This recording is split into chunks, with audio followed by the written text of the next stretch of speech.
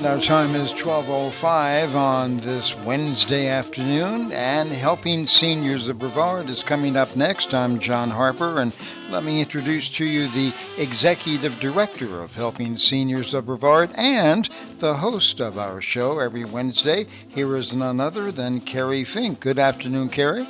Hey, John Harper. It's always a pleasure to be here in the 90.3 FM WEJF Radio Studios.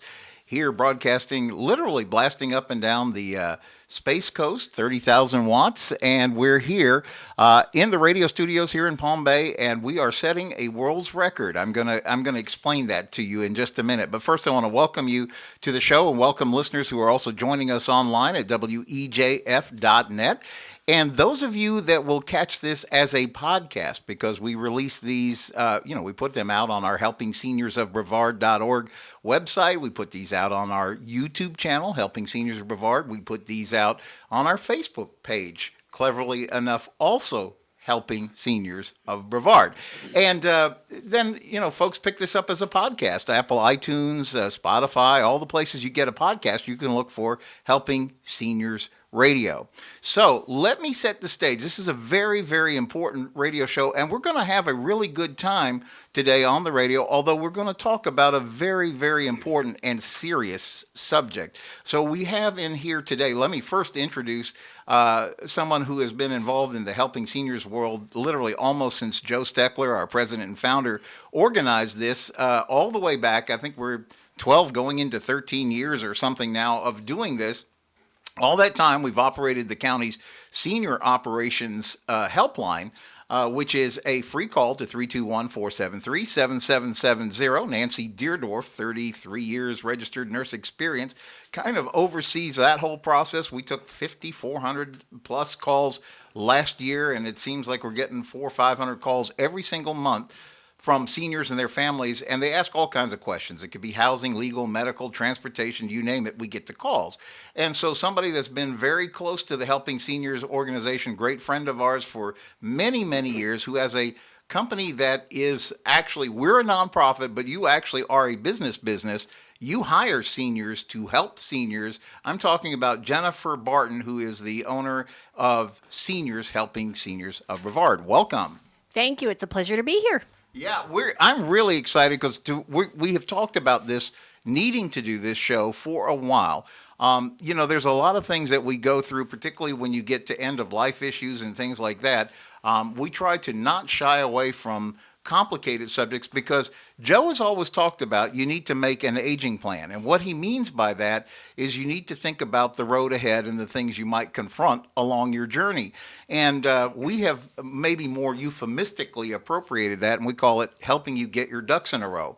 And, a lot of times we'll bring an elder law attorney in and we'll have them explain why it's so important to get good, really expert kind of help as you move through processes.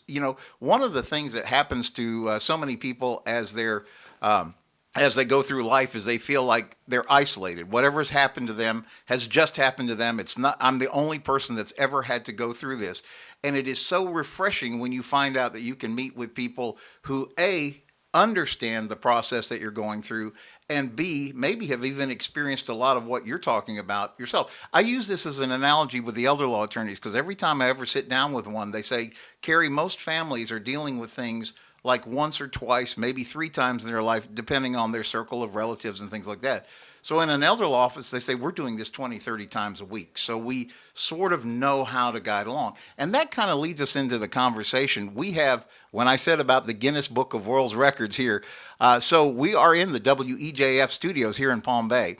And I think we've set a world's record for the number of people who are in the broadcast booth. There are actually 1, 2, 3, 4, 5, 6 of us here actually in the broadcast booth.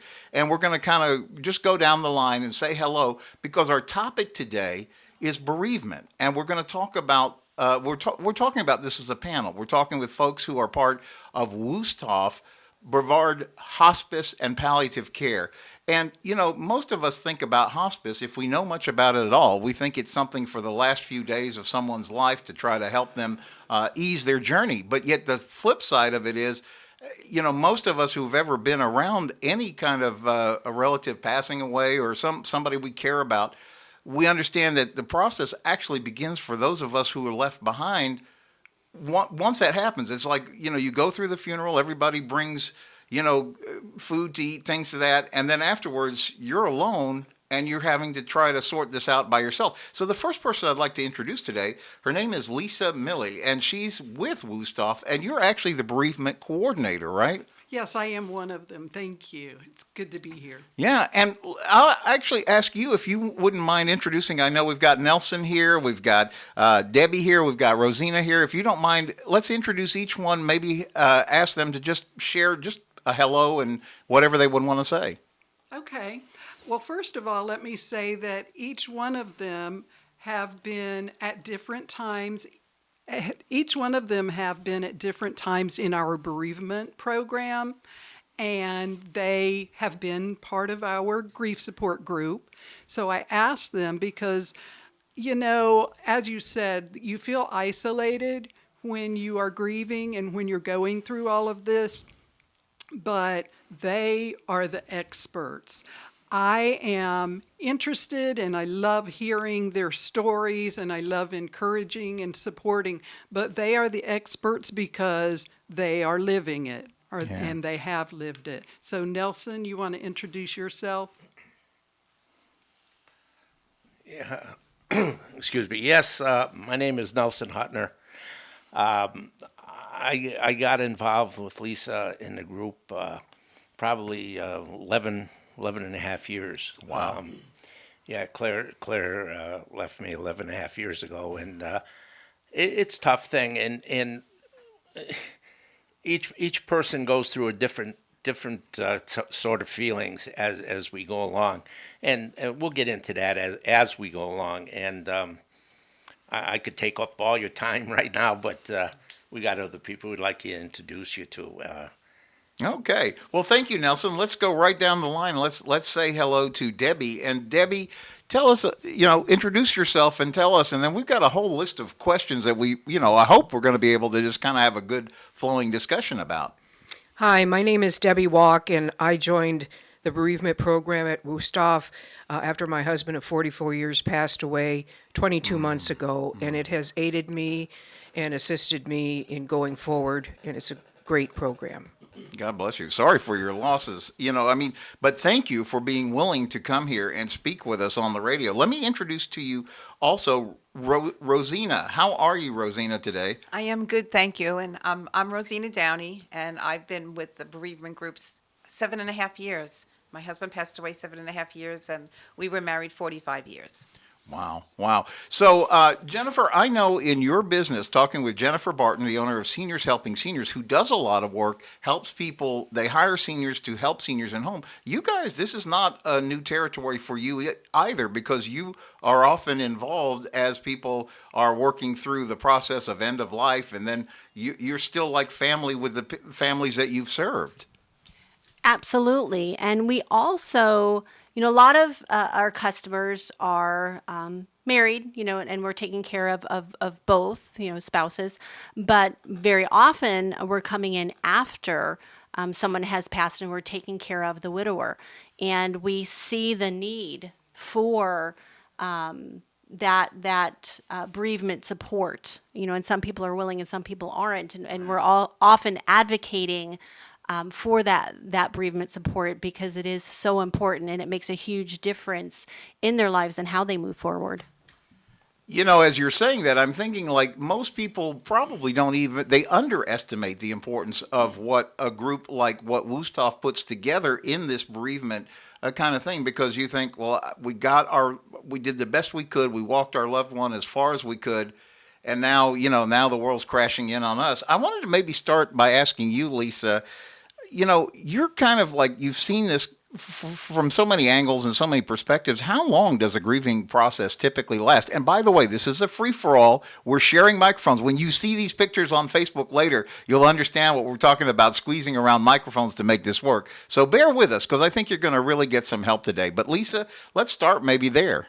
Well, I'll tell you, Carrie, there really is no typical Everybody has a different relationship, even in the same family. When someone dies, everybody in the family has a different relationship with that person. And it just depends upon a lot of different things, how much support they have, family in the area, other losses, other stressors. And so it just depends on a lot of different things, how long the process is. You look and see that I told you Claire died 11 years ago. I still grieve her, and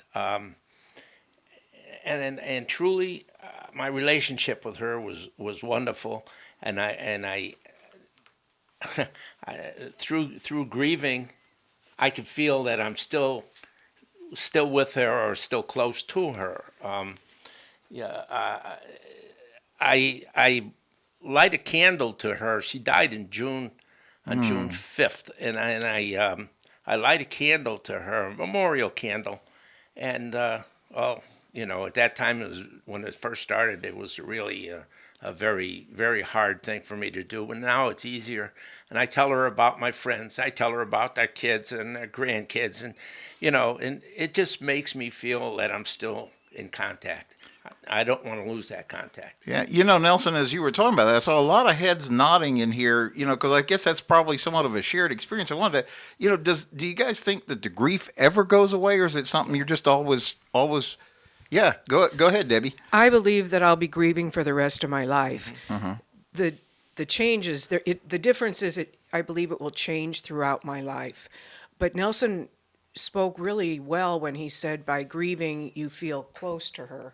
And I think that's a feeling I have for my husband too. It's just it makes you more in touch with the feelings that you had and that you have.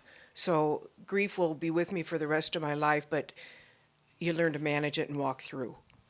Yeah. Do you want to add something to that, Rosina? I'm just going to say I agree with Debbie. There's no set there's no set timetable. Everybody's different. Sometimes your feelings can be very intense, as if when your husband or your wife first passed away, and then there's times where it's a little easier. But you do learn to live with it. You find things to do, like to occupy you, to help, and you do move on, but the grief never goes away. So, I've heard this a lot of times, when people say about, like, in just terms of physical pain, they say sometimes if you bump into something, you hurt yourself, it could actually be worse like the second day. And I guess one of the things that we've heard along the way is the second year of grief, is it better, or is it actually, can it be worse than, I guess you're working through the shock of just the transition, and then as you get more time to reflect, maybe it's more complicated. I don't know. Yeah, as you say, it is. Now you got to realize that what I'm telling you here is from me, only me, not written down. It's not Debbie's. It's not Rosina's. It's me that this happened to.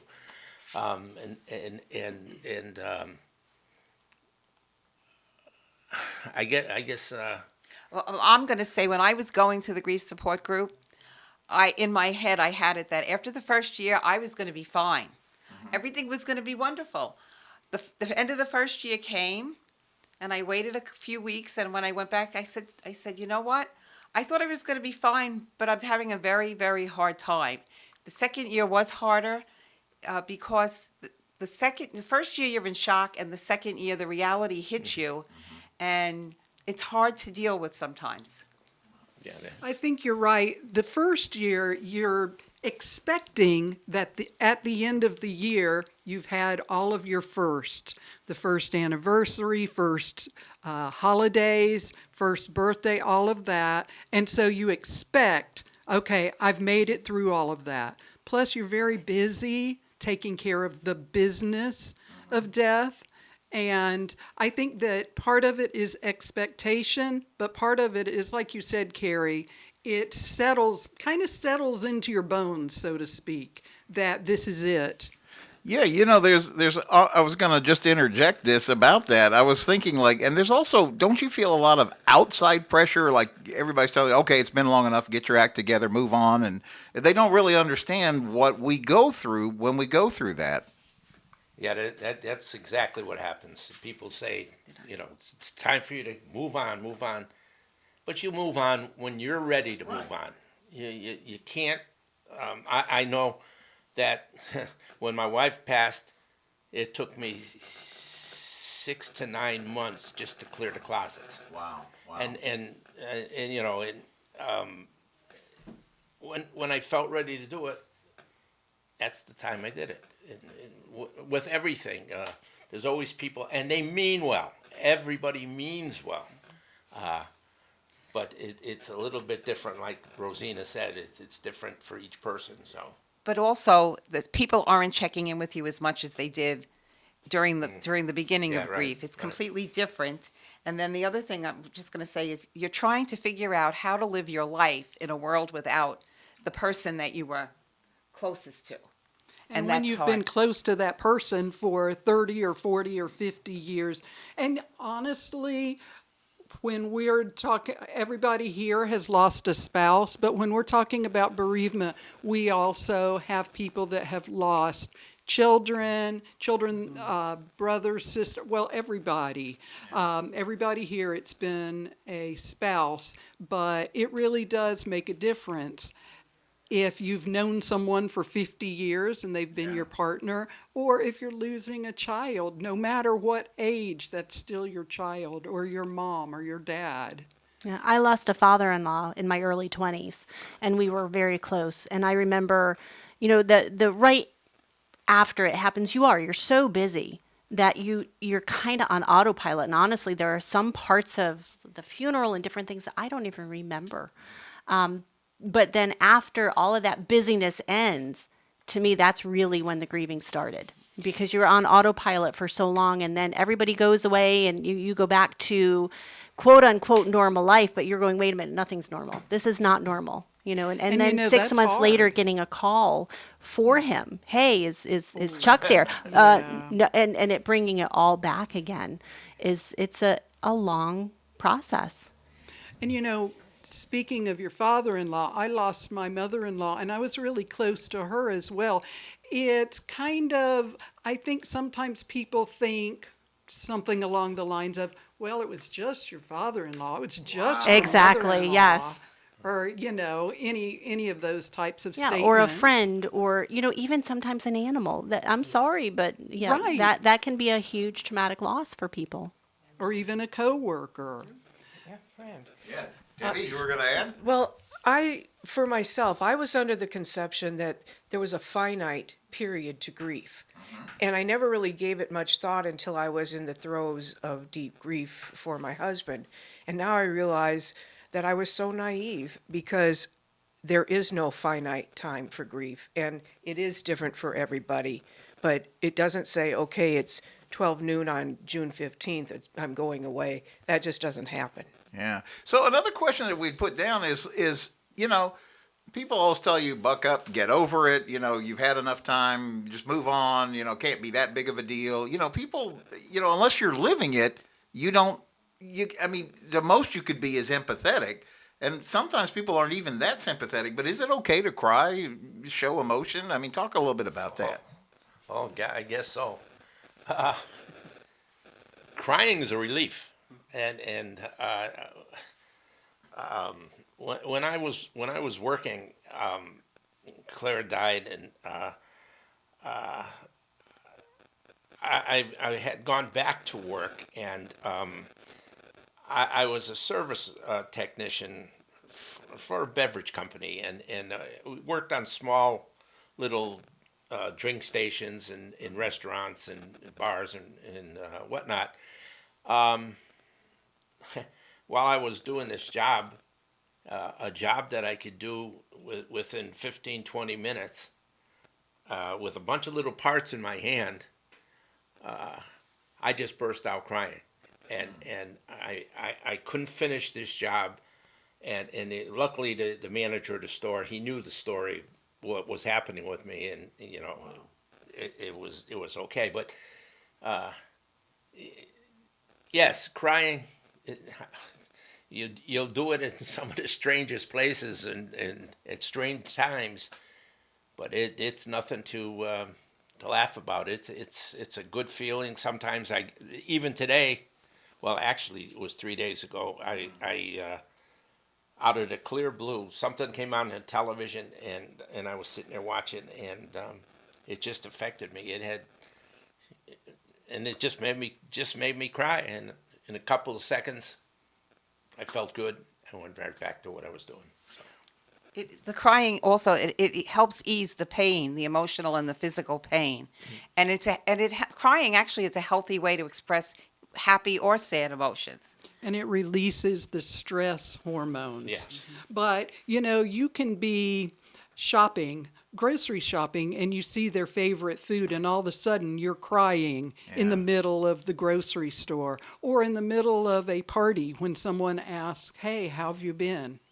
So it's disconcerting, and not only to the person that's crying, but sometimes the people around you feel uncomfortable as well. Yeah. Even family members. But that's what's good about a grief support group. Because Yes, if you feel the need to exactly. cry, everybody understands, what you're going through, and nobody judges you. I think you need to allow yourself to cry, to walk through that pain, because it's stated it is a release. And if you don't release, then you're just going to internalize all that pain, which could have negative repercussions on your mental and physical health. And as Lisa was saying, you may be in a grocery store crying. Just within the last couple months, I was on a jet boat ride, and I started crying because it reminded me of my husband. So here I am in the middle of the river having a good time, but no one knew what was behind my sunglasses. Yeah, I was thinking about that. All of us today, or many of us today, are on social media, and so you'll see something pop up. I think about this because it happened in the case with my mother-in-law, where Facebook knows your birthday, so it'll show up. Here's so and so. Let's wish them a happy birthday. And you're thinking, well, I wish they were here so I could. Right? Is that not also part of that whole experience?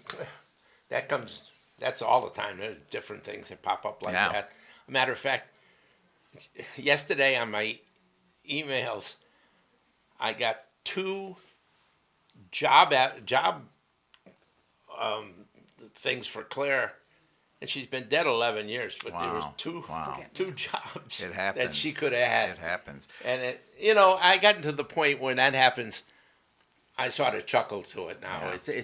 It doesn't affect me to the point of really being upset about it. It's they don't know. They don't have. Thank you, Nelson, for adding that in. Nelson Hunter is on our group today, as is Rosine Downey and Debbie Walk, and of course Lisa Millay, who's the bereavement coordinator, and Jennifer Barton with Seniors Helping Seniors. We're about at the point where we're going to take a half show break, but stay tuned because I think you'll continue to find this conversation relevant and we really hope and pray helpful to you. That's part of what we always want to do here at Helping Seniors. We'll see you right after the mid-show break. 12:33 in the afternoon here on 90.3 FM. Everybody loves that music. They love dancing to it. It's kind of the music of your life, as Carrie Fink would know. I'm John Harper. Let's get back to more of our program today with your host and Executive Director of Helping Seniors of Brevard. Here is Carrie Fink. Hey, John Harper. Thank you. As you were saying that, we were already joking in the first part of the show that we've set a Guinness Book of World Records about the number of people we can have in the studio. You should have seen the dance floor in here. It was like completely full, right? So anyway, welcome back to the second half of the Helping Seniors radio show. We gather around the radio every Wednesday lunchtime, 12 noon on 90.3 FM, WEJF, and welcome back if you're listening online at WEJF.net. And for those of you who have found us as a podcast, first of all, thank you for listening in, but also feel free to share this program because I think this is really important information that we're talking about and something we should really talk about even more often. We're having the luxury of having some really great guests in the studio with us. First of all, let me quickly introduce our longtime friend, part of the Helping Seniors organization almost since the beginning. This would be none other than Jennifer Barton with Seniors Helping Seniors. And we're talking bereavement, but this is something you guys experience quite frequently because you hire seniors to work with seniors. We do, and some of our best caregivers are actually widows who have gone through the grieving process, and then they've taken all of those skills that they learned in caring for their loved one and going through that whole process, and then they can use those skills with our clients. And that is a wonderful combination when we, maybe have had someone that has just lost a spouse, and I can put another person who's been there, done that with them, and they can kind of help guide them through that process, as well as doing all of the little things that we need to do. So it's a great combination. And I was thinking about that. I know you guys are always looking for good quality people seniors to come work with your organization. And I love how you put it once. You said you love the person that has the heart of a volunteer but doesn't mind a paycheck. And that oftentimes when somebody's been through that experience of caregiving and working through that, it really makes them really set up for an opportunity to really give back and do something important, so that something good can come out of the pain that they had to experience. If somebody is interested in getting involved in seniors, helping seniors, maybe either they need help at home and didn't know that you were an option, or maybe they're looking for an opportunity where they could give back and get paid for doing that, how do they get in touch, or what's the best way to chase all that? So we can be reached at 321-722-2999. And again, that's 321-722-2999. And as far as people working for us, I am looking for someone in Melbourne Beach. So if there's anybody listening out in Melbourne Beach that would love a very flexible part-time job that they'd feel really good about, we'd love to hear from them.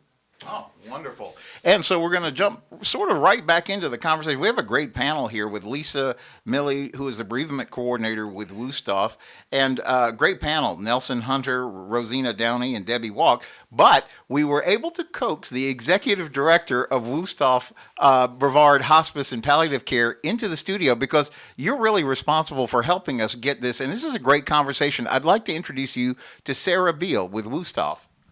Hey, Carrie, thank you guys for having us here today. It's really, I think, a benefit to our community to hear from our community members in terms of bereavement, that they're not going through this alone, or something is not right, or they're not doing this appropriately. I think to hear from those that live in your community are really important. Lisa does a fantastic job of really spearheading our bereavement department and really making sure they have all of the resources they need to kind of move through this next stage. So we really appreciate you guys.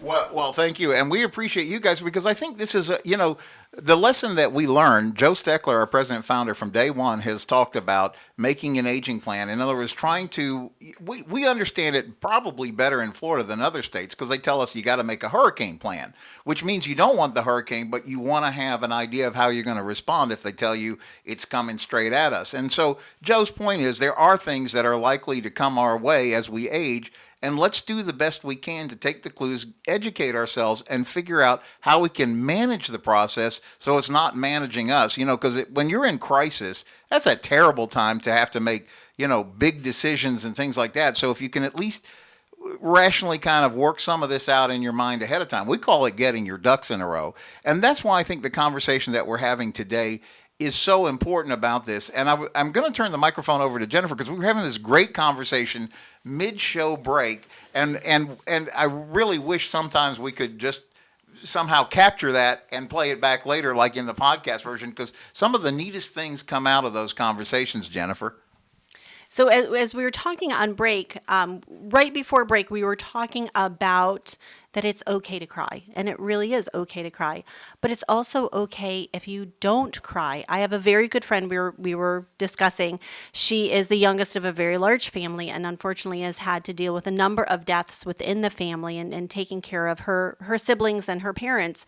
And she's just not a crier. She's not that person. She tends to be a quieter, a little bit more sarcastic person. And to know her is to love her, but she's just not that person. And I remember a mutual friend giving her a hard time because she expected her to cry. Wow. And it's okay if you don't cry. You do need to work through that grief, but at the same token, everybody does handle grief differently. Yeah. That's so important, and I think one of the things that we had written down this list of questions, and so we were joking as we got to mid-show break. I think we got to the third question on the list because the conversation was just so good about this. But I think this is an important topic that we ought to maybe zoom in on. Is like, when you get on an airplane and they give you the little safety briefing, right? They tell you, here's how, if there's a problem, they're going to drop down the oxygen mask, and then they always tell you if you're traveling with somebody, a small child or something, make sure you put the oxygen mask on yourself before you're helping the person next to you get theirs on. And I guess there is a point about you got to take care of yourself in this whole process. And that's maybe the question I wanted to open up the second half and see what you guys are thinking. Like, how do you take care of yourself through this whole process? I think one of the things that a lot of people do is come to our grief support group, which, by the way, isn't just for people that have been in hospice. Oh. It's not just for families of hospice patients. Wow. It's for anyone in the community. That's important to know. And before we go a step farther, could you say, like, if somebody's out there and they're feeling sort of isolated or trapped and they don't know what to do next and they're not sure if they're handling their grief the right way, how would they get in touch, or how would the process of I didn't know that. I thought maybe you had to be part of it. And then I know it's a service that Wuesthoff does to make sure that people on this side are still okay, or going to be okay as best as they can through a transition like this. But how do people get in touch? How does that work? Well, I'll tell you, we also send resources out to community members, and all they have to do really is call our office and ask for the grief support department, even if they just want to have a conversation, if they want to find out about the grief support groups, if they would like more resources. They just call our office, and our office number is 321-253-2222. And just ask for us. Oh, that's good to know. So that's Lisa Millay, who is the bereavement coordinator with Wuesthoff. But let's just see if we can jump back and get the conversation going. So, how do you look after yourself in this process? Somebody go for it. We have Nelson. That's me. You gotta. You realize that the person is gone, but I've known people who actually literally lock themselves in their house. They don't want to come out of their house. They won't see anybody.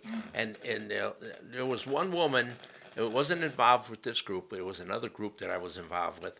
And she locked herself in the room, and she just would not come out of the room. She would eat in her house, and she wouldn't even pick up the shades. And I guess the facilitator at that time, I guess she got involved with this thing and helped this woman come out. And to this day, I think she's okay and she got along. But eating, yourself, you have to feed yourself to be able to help do what you have to do. You have to.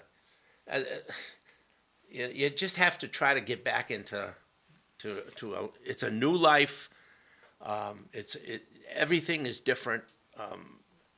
So you just cannot let yourself go. It's important that you take care of yourself. So I'm just going to add to that. I have seek support, which I did because there was a period where I just wanted to stay in the house and not leave, and I called Lisa. So you have to seek support. You have to be very patient with yourself. You have to let yourself grieve and be patient with yourself. You have to be aware that grief may trigger all different kinds of emotions that you don't even expect to happen. And then, like Nelson said, take care of yourself physically and emotionally.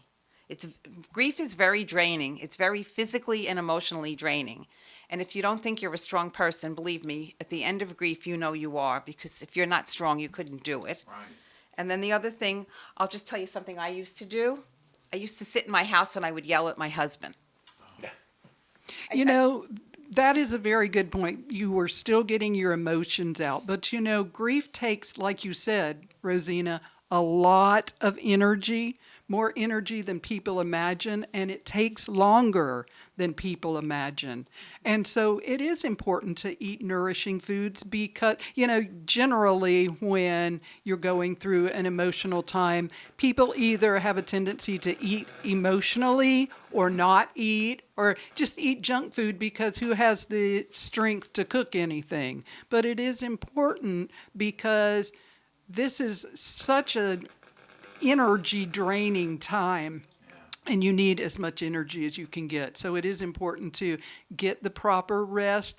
Often you have sleep disturbances when you're grieving. So even if you can't sleep at night and you need to lay down and rest in the afternoon, that is okay. Even if you just close your eyes and don't sleep, just make sure that your body is getting the rest that you need. And I think earlier, Rosina, you mentioned during the break, you mentioned about being compassionate with yourself and just knowing that it takes a long time to get through this process, and give yourself patience and grace. Yeah, so good. Debbie, I was going to ask you, do you have, this is, again, having gone through, is there a thought that comes to mind that might be helpful to somebody? Because it does seem like, like they tell you on the aircraft, you can't be, you have to look after yourself at some point, even through all you've been through. Yes, I know from my experience, I started to eat fresh, would eat as healthy as I possibly could. I started to exercise because that had been an area of my life that had been severely neglected. And so that was helping step by step. It's baby steps, but over the long term. And also doing good for others. Yeah. When you're ready, it can help feed your soul back and fill a void that is there. That's good. And so just it's all part of moving forward. But self-care, number one, in order to go to the next step that you want to be. Right. One thing that Debbie brought up is that your physical health, you had been neglecting that, and that's because she was a caregiver for so long. Yeah. And that happens with caregivers, is they are so focused on the person that they're caring for, Right. they just don't have time or energy to take care of themselves. And another thing for being a caregiver, I had mentioned to Lisa and to group that for a number of weeks, I just had to sit there and stare into space and get to know myself again. Yeah. Because I was no longer a priority to myself, and it was an honor to take care of my husband, but now it's me, and what do I do to move forward in the best way possible? So it took a while to get to know myself again. Yeah, I've heard that, and maybe Jennifer, you have a comment on this because you probably see this a lot as you're watching and working with families and things like that. But being a caregiver, there's that terrible statistic that says oftentimes caregivers don't outlast the person that they're caregiving for, and it's because you're giving so much you neglect yourself. Unfortunately, that's absolutely true, and even dealing with families going through it, we'll give them that statistic and we'll tell them about it, and we'll try to talk them through making sure that they do that self-care. But sometimes it's like pulling teeth, and getting them to actually take that step away. All right, we're here. We've got it. Go, get your nails done. Go get your hair cut. Go to a doctor's appointment. And sometimes they just feel so guilty because they're not there 24/7, and it's that self-care is so important, that you don't neglect your doctor's appointment. It is really important. Yeah, so important what Jennifer Barton with Seniors Helping Seniors is saying there. So I'm going to reserve a couple of minutes because we're going to end on a fun note here. This will be our little fundraiser part of what we talk about in the Helping Seniors world. But I do want to ask one more question. So we're going to kind of call this like the lightning round, okay? If everybody ready for this one, because I think this is important. We were alluding to it in the first half of the show. When something happens, anything good or bad, people always come around you with advice, and you need to do this, or you need to do this, you need to get over this, you need to this is how you work this. I was going to ask the question because I thought this was really an important question, is like, how do you work with the persons around you? Like, I guess the question would be, how do I support somebody who is grieving? How would you like the people around you to be helping when you're in the middle of that awful time when you're just trying to figure out your next day, next hour. You know, I think if you are helping a friend or a loved one, a lot of times it's just listening and validating what they are going through without necessarily putting your spin on what you feel they need to do or what you did in the situation. You know, maybe somebody cleans their closet out in 7 months, or maybe it's 3 years, and both of those are right. And so I think just doing a lot of listening. Yeah. And you need to be there for that person. And then something I have done for others myself, I send cards, like thinking of you cards. If you need me, just call me. And I try to send them, sometimes I send them once a week just to know, let that person know that I'm available if they want to talk, or, you know, and I'll just listen, like she said, and be there to support that person. Yeah. And sometimes that support is just being there, not even necessarily talking, just being there, letting them know that you care. Yeah. You know, I was thinking, I do a lot of ministry work, and in that we talk a lot with chaplains, and they talk about that being a ministry of presence. And half of it is shut your mouth and just listen. Is that and really care? Is that good? That's well said. Yeah. And also allow that person to grieve. Uh-huh. Don't put a timeline on it or say get over it. No, they need to grieve for as long as it takes them, and be there to support them in that process. That's good. Yes, the phrase "Are you still grieving?" isn't really appropriate. We could probably do a top 10 things list not to say, right? I know a friend of mine had mentioned to another friend, why does she still go to that group? And I just sat there and shook my head to myself. It's because, you know, I know why I go to the group and I'm getting so much out of it, but I also understood that my friend just didn't understand. Yeah. And it was not even worth a conversation at that point. Right. You know, just accept them for who they are and love them and move forward by taking care of your own needs. And something to add to that with Debbie is a lot of times people don't know what to say. Yes. So they say just what pops into their head. They're not trying to be mean or trying to hurt you. They just think they're helping, and just don't get mad at them. Just, you know, accept them for who they are, as Debbie said. That's good. Lots of times they'll tell you, "Oh, I know what you're going through." We used to respond, "You don't know. You didn't lose anybody. You don't have a clue what I'm going through." Yeah. You mean well, but you don't know. But thank you for and that's why grief support groups are so well, because everybody knows what you're going through. Right. That's good. Everybody has a broken heart. So we've been given grace by being able to participate in these groups, and in kind, we're doing ourselves a favor if we are gracious to others that don't understand. Yeah, I've just had a friend in the beginning part of the year who lost her husband, and you know, you don't expect that. I'm 53, so you don't really expect it yet. And one of the pieces of advice that I got from someone who had been there and done that, she said, don't pretend to know what she's going through, but be very honest with her. So our first conversation was, you know, oh my gosh, I have no idea, and I don't know what to say. Like, admit it's okay to not know what to say. I don't know what to say to you. I don't know what to do, but I love you and I'm here for you, you know, and whatever you need. And then to continue to reach out to her, because she's not going to say, hey, I need your help.